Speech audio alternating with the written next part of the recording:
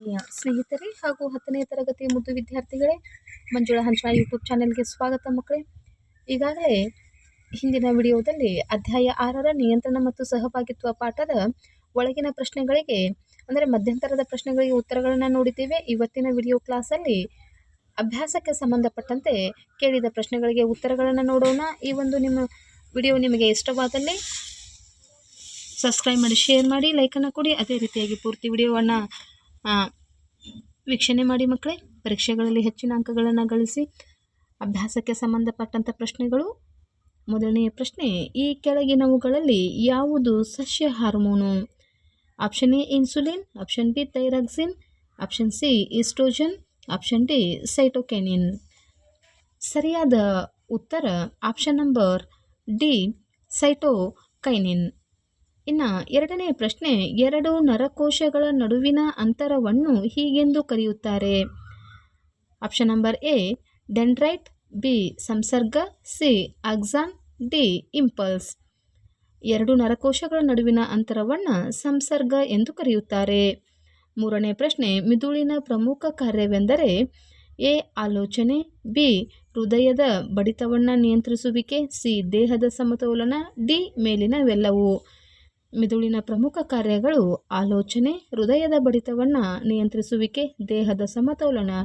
ಈ ಎಲ್ಲ ಕಾರ್ಯಗಳನ್ನು ಮಿದುಳು ಮಾಡುತ್ತದೆ. ಇನ್ನು ನಾಲ್ಕನೇ ಪ್ರಶ್ನೆ, ನಮ್ಮ ದೇಹದಲ್ಲಿ ಗ್ರಾಹಕಗಳ ಕಾರ್ಯವೇನು?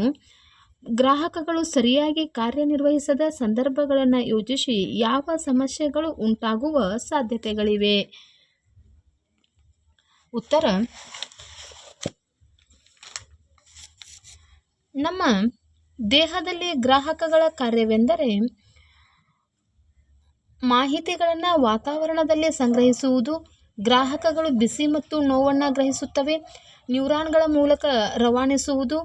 ಈ ಗ್ರಾಹಕಗಳು ಹಾನಿಗೊಂಡಿದ್ದರೆ ಸ್ಪರ್ಶ, ರುಚಿ, ವಾಸನೆ ಮುಂತಾದ ಪ್ರಚೋದನೆಗಳನ್ನು ಗ್ರಹಿಸಲು ದೇಹವು ಅಸಮರ್ಥವಾಗುತ್ತದೆ. ಒಂದು ವೇಳೆ ಈ ಗ್ರಾಹಕಗಳು ಸರಿಯಾಗಿ ಕಾರ್ಯನಿರ್ವಹಿಸದಿದ್ದರೆ ಸೂಕ್ತ ಸಮಯದಲ್ಲಿ ನೋವು ಅಥವಾ ಅಪಾಯವನ್ನು ಗುರುತಿಸಲು ಸಾಧ್ಯವಾಗುವುದಿಲ್ಲ. ಅನಾಹುತಗಳಾಗುವ ಸಂದರ್ಭಗಳು ಬರಬಹುದು. ಉದಾಹರಣೆಗೆ, ಬಿಸಿಯಾದ ಪಾತ್ರೆಯನ್ನು ಮುಟ್ಟಿದಾಗ ಈ ಗ್ರಾಹಕಗಳು ಮೆದುಳಿಗೆ ಅಪಾಯದ ಸಂಕೇತಗಳನ್ನು ಕಳುಹಿಸಬೇಕು. ಒಂದು ವೇಳೆ ಈ ಗ್ರಾಹಕಗಳು ಕೆಲಸ ಮಾಡದಿದ್ದರೆ ಕೈ ಪೂರ್ತಿಯಾಗಿ ಸುಟ್ಟು ಹೋಗಬಹುದು. ಇನ್ನು ಐದನೆಯ ಪ್ರಶ್ನೆ, ಒಂದು ನರಕೋಶದ ರಚನೆಯನ್ನು ತೋರಿಸುವ ಚಿತ್ರ ಬರೆಯಿರಿ ಮತ್ತು ಅದರ ಕಾರ್ಯವನ್ನು ವಿವರಿಸಿ. ಮಕ್ಕಳೇ, ಇದು ನರಕೋಶದ ರಚನೆಯನ್ನು ತೋರಿಸುವ ಚಿತ್ರವಾಗಿದೆ. ಕೋಶಕೇಂದ್ರ, ಡೆಂಡ್ರೈಟ್, ಆಕ್ಸಾನ್, ನರತುದಿ, ಕೋಶಕಾಯ. ಇನ್ನು ನರಕೋಶಗಳ ಮುಖ್ಯ ಕಾರ್ಯವನ್ನು ನೋಡೋಣ. ನರಕೋಶಗಳ ಮುಖ್ಯ ಕಾರ್ಯವೆಂದರೆ ದೇಹದ ಒಂದು ಭಾಗದಿಂದ ಇನ್ನೊಂದು ಭಾಗಕ್ಕೆ ವಿದ್ಯುತ್ ಮತ್ತು ರಾಸಾಯನಿಕ ಸಂಕೇತಗಳ ಮೂಲಕ ಮಾಹಿತಿಯನ್ನು ರವಾನಿಸುವುದು. ಡೆಂಡ್ರೈಟ್ಗಳು ಸಂದೇಶವನ್ನು ಸ್ವೀಕರಿಸಿದರೆ ಆಕ್ಸಾನ್ ಈ ಸಂದೇಶವನ್ನು ಮುಂದಿನ ಕೋಶಕ್ಕೆ ತಲುಪಿಸುತ್ತದೆ. ಕೋಶಕಾಯ, ಇದರಲ್ಲಿ ನ್ಯೂಕ್ಲಿಯಸ್, ಮೈಟೊಕಾಂಡ್ರಿಯಾ ಮತ್ತು ಇತರ ಕೋಶ ವಸ್ತುಗಳಿರುತ್ತವೆ. ಇದು ಬೆಳವಣಿಗೆ ಮತ್ತು ನಿರ್ವಹಣೆಯನ್ನು ಮಾಡುತ್ತದೆ. ಇನ್ನು ಆರನೆಯ ಪ್ರಶ್ನೆ, ಸಸ್ಯಗಳಲ್ಲಿ ದ್ವಿತೀಯ ಅನುವರ್ತನೆ ಹೇಗೆ ಉಂಟಾಗುತ್ತದೆ? ಉತ್ತರ, ಸಸ್ಯಗಳು ಬೆಳಕಿನ ದಿಕ್ಕಿನಲ್ಲಿ ಚಲಿಸಿದರೆ ಅದನ್ನು ದ್ವಿತೀಯ ಅನುವರ್ತನೆ ಎನ್ನುತ್ತಾರೆ. ಬೆಳಕು ಪರಿಸರದ ಪ್ರಚೋದಕ. ಈ ಬೆಳಕು ಸಸ್ಯದ ಭಾಗಗಳು ಬೆಳೆಯುವ ದಿಕ್ಕನ್ನು ಬದಲಿಸುತ್ತವೆ. ಈ ನಿರ್ದೇಶಿತ ಅಥವಾ ಅನುವರ್ತನಾ ಚಲನೆಗಳು ಪ್ರಚೋದನೆಯ ಚಲನೆಯ ಎರಡು ವಿಧಗಳಲ್ಲಿ ಎಳೆಯ ಕಾಂಡಗಳು ಬೆಳಕಿನ ಕಡೆ ಬಾಗುವ ಮೂಲಕ ಪ್ರತಿಕ್ರಿಯಿಸಿದರೆ, ಬೇರುಗಳು ಬೆಳಕಿನಿಂದ ದೂರವಾಗಿ ಬಾಗುವ ಮೂಲಕ ಪ್ರತಿಕ್ರಿಯಿಸುತ್ತವೆ. ಇನ್ನು ಏಳನೆಯ ಪ್ರಶ್ನೆ, ಮಿದುಳು ಬಳ್ಳಿಯ ಗಾಯಗೊಂಡ ಸಂದರ್ಭದಲ್ಲಿ ಯಾವ ಸಂಕೇತಗಳ ರವಾನೆಗೆ ಅಡ್ಡಿ ಉಂಟಾಗುತ್ತದೆ? ಉತ್ತರ, ಮಿದುಳು ಬಳ್ಳಿಯು ಗಾಯಗೊಂಡ ಸಂದರ್ಭದಲ್ಲಿ ಮಿದುಳು ಬಳ್ಳಿಯು ದೇಹದ ಎಲ್ಲ ಭಾಗಗಳಿಂದ ಮಾಹಿತಿ ಸ್ವೀಕರಿಸುವುದು ಮತ್ತು ಸಂಯೋಜಿಸುವುದನ್ನು ನಿಲ್ಲಿಸುತ್ತವೆ. ಇದರಿಂದ ಪ್ರಚೋದನೆಗೆ ತಕ್ಕ ಪ್ರತಿಕ್ರಿಯೆಯು ನಡೆಯುವುದಿಲ್ಲ. ಇನ್ನು 8ನೆಯ ಪ್ರಶ್ನೆ, ಸಸ್ಯಗಳಲ್ಲಿ ರಾಸಾಯನಿಕ ಸಹಭಾಗಿತ್ವ ಹೇಗೆ ಉಂಟಾಗುತ್ತದೆ? ಉತ್ತರ, ಸಸ್ಯಗಳಲ್ಲಿ ಪ್ರಾಣಿಗಳಂತೆ ಸಹಭಾಗಿತ್ವ ಉಂಟು ಮಾಡಲು ನರವ್ಯೂಹದಂತಹ ರಚನೆಗಳಿರುವುದಿಲ್ಲ. ಸಸ್ಯಗಳಲ್ಲಿ ಸಂಶ್ಲೇಷಿಸಲ್ಪಡುವ ಹಾರ್ಮೋನುಗಳಿಂದ ಸಹಭಾಗಿತ್ವ ಏರ್ಪಡುತ್ತದೆ. ಅವು ತಮ್ಮ ಕ್ರಿಯೆ ನಡೆಸುವ ಸ್ಥಳಗಳಿಂದ ದೂರದಲ್ಲಿ ಸಂಶ್ಲೇಷಿಸಲ್ಪಡುತ್ತವೆ ಮತ್ತು ಕಾರ್ಯನಿರ್ವಹಿಸುವ ಸ್ಥಳಕ್ಕೆ ವಿಸರಣೆಗೊಳ್ಳುತ್ತವೆ. 9ನೆಯ ಪ್ರಶ್ನೆ, ಒಂದು ಜೀವಿಯಲ್ಲಿ ಸಹಭಾಗಿತ್ವ ಮತ್ತು ನಿಯಂತ್ರಣ ವ್ಯವಸ್ಥೆಯ ಅಗತ್ಯತೆ ಏನು? ಜೀವಿಗಳಲ್ಲಿ ಅನೇಕ ಅಂಗಾಂಗಗಳಿರುತ್ತವೆ. ಈ ಎಲ್ಲ ಅಂಗಾಂಗಗಳನ್ನು ಜಾಗರೂಕತೆಯಿಂದ ಸಹಭಾಗಿತ್ವ ಮತ್ತು ನಿಯಂತ್ರಣ ಮಾಡುವುದು ಜೀವಿಗಳ ಉಳಿವಿಕೆಗೆ ಅವಶ್ಯಕ. ಈ ಸಹಭಾಗಿತ್ವ ಮತ್ತು ನಿಯಂತ್ರಣ ಮಾಡಲು ಜೀವಿಯ ಎಂಡೋಕ್ರೈನ್ ಗ್ರಂಥಿಗಳಿಂದ ಸ್ರವಿಸುವ ಹಾರ್ಮೋನುಗಳು ಜವಾಬ್ದಾರಿಯಾಗಿರುತ್ತವೆ. ಈ ಹಾರ್ಮೋನುಗಳು ಜೀವಿಯ ಒಟ್ಟಾರೆ ಬೆಳವಣಿಗೆಗೆ ಕಾರಣವಾಗಿರುತ್ತದೆ. ಐಚ್ಛಿಕ ಅನೈಚ್ಛಿಕ ಕ್ರಿಯೆಗಳನ್ನು ಕೇಂದ್ರ ನರವ್ಯೂಹ ವ್ಯವಸ್ಥೆಯು ಸೆಂಟ್ರಲ್ ಸರ್ವಿಸ್ ಸಿಸ್ಟಮ್ CNC ಕೇಂದ್ರ ನರವ್ಯೂಹವು ನಿಯಂತ್ರಿಸುತ್ತದೆ. 10ನೆಯ ಪ್ರಶ್ನೆ, ಅನೈಚ್ಛಿಕ ಕ್ರಿಯೆಗಳು ಮತ್ತು ಪರಾವರ್ತಿತ ಕ್ರಿಯೆಗಳು ಪರಸ್ಪರ ಹೇಗೆ ಭಿನ್ನವಾಗಿವೆ? ಉತ್ತರ, ಅನೈಚ್ಛಿಕ ಕ್ರಿಯೆಗಳು ನಮ್ಮ ಆಲೋಚನೆಗಳ ನಿಯಂತ್ರಣವಿಲ್ಲದೆ ಸ್ನಾಯುಗಳ ಚಲನೆಯಿಂದ ನಡೆಯುತ್ತವೆ.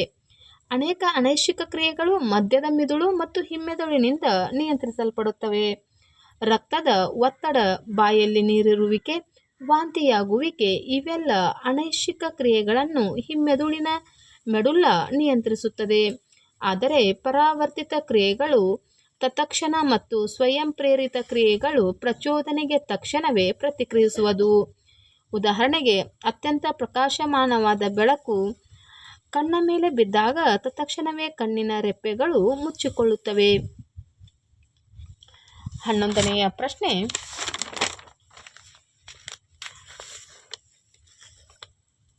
ಪ್ರಾಣಿಗಳಲ್ಲಿ ಸಹಭಾಗಿತ್ವ ಮತ್ತು ನಿಯಂತ್ರಣಕ್ಕಾಗಿ ಇರುವ ನರ ಮತ್ತು ಹಾರ್ಮೋನುಗಳ ಕಾರ್ಯವಿಧಾನಗಳನ್ನು ಹೋಲಿಸಿ ಮತ್ತು ಅವುಗಳ ನಡುವಿನ ವ್ಯತ್ಯಾಸಗಳನ್ನು ಪಟ್ಟಿ ಮಾಡಿ. ಉತ್ತರ, ನರಗಳ ಕಾರ್ಯವಿಧಾನ, ಹಾರ್ಮೋನುಗಳ ಕಾರ್ಯವಿಧಾನ. 2 ಪಟ್ಟಿಗಳನ್ನು ಮಾಡೋಣ.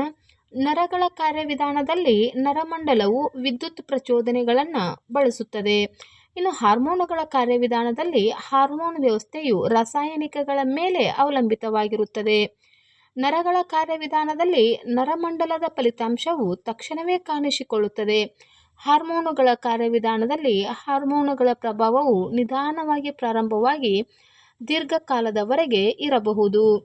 ಇನ್ನು 3ನೆಯದಾಗಿ, ನರಗಳ ಕಾರ್ಯವಿಧಾನದಲ್ಲಿ ನರಮಂಡಲವು ನಿರ್ದಿಷ್ಟ ಅಂಗಗಳಿಗೆ ಸಂದೇಶವನ್ನು ವೇಗವಾಗಿ ತಲುಪಿಸುತ್ತದೆ.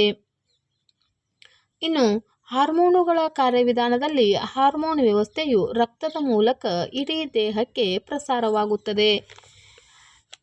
ಇನ್ನು 4ನೆಯ ವ್ಯತ್ಯಾಸವನ್ನು ನೋಡೋಣ. ಆಕ್ಸಾನ್ ಮತ್ತು ಡೆಂಡ್ರೈಟ್ಗಳ ನಡುವೆ ಸಹಯೋಗವಿರುತ್ತದೆ. ಹಾರ್ಮೋನುಗಳ ಕಾರ್ಯವಿಧಾನದಲ್ಲಿ ಎಂಡೋಕ್ರೈನ್ ಗ್ರಂಥಿಗಳಿಂದ ಹಾರ್ಮೋನುಗಳು ಸ್ರವಿಸುತ್ತವೆ. ನರಗಳ ಕಾರ್ಯವಿಧಾನದ ಪರಿಣಾಮ ಬಹಳ ಕಡಿಮೆ ಸಮಯದ್ದಾಗಿರುತ್ತದೆ. ಹಾರ್ಮೋನುಗಳ ಕಾರ್ಯವಿಧಾನದಲ್ಲಿ ಪರಿಣಾಮ ಹೆಚ್ಚು ಸಮಯದ್ದಾಗಿರುತ್ತದೆ.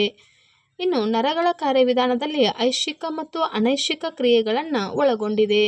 ಹಾರ್ಮೋನುಗಳ ಕಾರ್ಯವಿಧಾನದಲ್ಲಿ ಅನೈಚ್ಛಿಕ ಕ್ರಿಯೆಗಳನ್ನು ಮಾತ್ರ ಒಳಗೊಂಡಿದೆ. ಇನ್ನು 12ನೆಯ ಪ್ರಶ್ನೆಯನ್ನು ನೋಡೋಣ ಮಕ್ಕಳೇ.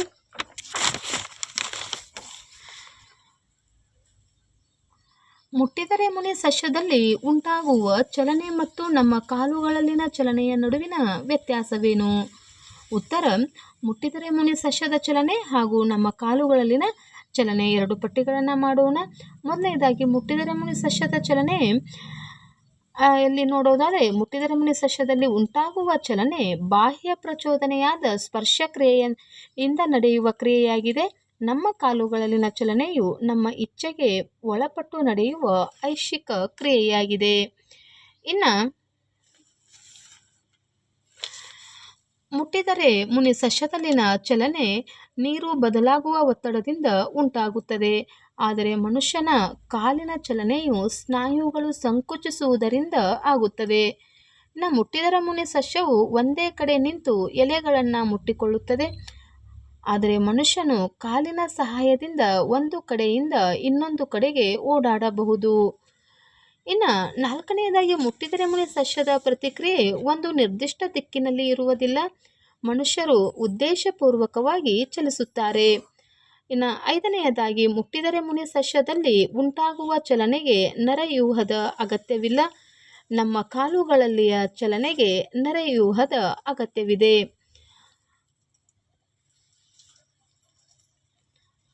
ಮಕ್ಕಳೇ, ಇದುವರೆಗೆ ನಿಯಂತ್ರಣ ಮತ್ತು ಸಹಭಾಗಿತ್ವ 10ನೆಯ ತರಗತಿಯ ವಿಜ್ಞಾನ ಅಧ್ಯಾಯ 6ರ ಅಭ್ಯಾಸಕ್ಕೆ ಸಂಬಂಧಪಟ್ಟಂತ ಕೇಳಿದ ಪ್ರಶ್ನೆಗಳಿಗೆ ಉತ್ತರಗಳನ್ನು ನೋಡಿದ್ದೇವೆ. ಈ ಒಂದು ವಿಡಿಯೋವನ್ನು ವೀಕ್ಷಿಸಿದಂತಹ ಎಲ್ಲ ಮುದ್ದು ಮಕ್ಕಳಿಗೆ ತುಂಬು ಹೃದಯದ ಧನ್ಯವಾದಗಳು. ಟೇಕ್ ಕೇರ್ ಮಕ್ಕಳೇ. ಬಾಯ್. Thank you.